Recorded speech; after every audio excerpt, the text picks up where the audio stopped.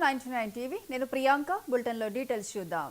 assembly సహాయ కార్యదర్శిని BRS ఎమ్మెల్యేలు కలిశారు ఇక స్పీకర్ గడ్డం ప్రసాద్ కుమార్ అందుబాటులో లేకపోవడంతో అసెంబ్లీ సహాయ కార్యదర్శికి ఫిరాయింపు ఎమ్మెల్యేల అంశంపై వివరణ ఇచ్చారు ఆ తర్వాత జగదీష్ రెడ్డి మాట్లాడుతూ పార్టీ మారిన ఎమ్మెల్యేలు అమాయకత్వాన్ని నిరూపించుకునే ప్రయత్నం చేస్తున్నారని విమర్శించారు కాంగ్రెస్ కండువా కప్పుకొని జాతీయ జెండా కప్పుకున్నామని చెప్తున్నారని మండిపడ్డారు పార్టీ మారి తప్పు చేశామని ఆ 10 మంది బహిరంగంగా ఒప్పుకోవాలని వ్యాఖ్యానించారు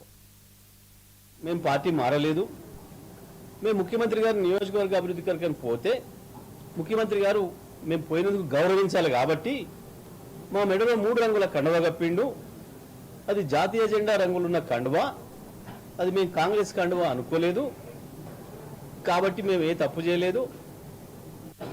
మాకు ఇప్పటికి బీఆర్ఎస్ పార్టీ పైన విశ్వాసం ఉంది కాబట్టి మమ్మల్ని సభ్యులుగా కొనసాగించండి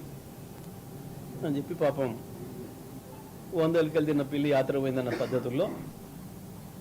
వారి అమాయకత్వాన్ని నిరూపించుకునే ప్రయత్నం చేశారు చెడ్డ పని చేసిందే కాక ఇంకా తప్పించుకుందామని దాంట్లో నుంచి ఏదో టెక్నికల్ అంశాలతో తప్పించుకుందామని ఎన్ని రోజులు వీలైతే అన్ని రోజులు వెంటిలేటర్ మీద కొనసాగుదామని ఒక ప్రయత్నం చేస్తున్నారు వాస్తవానికి ఒప్పుకొని తప్పు చేసినామో అన్నాడు ఏదో క్షణికావేశంలో పోయినామో ఏదో తొందరపాటు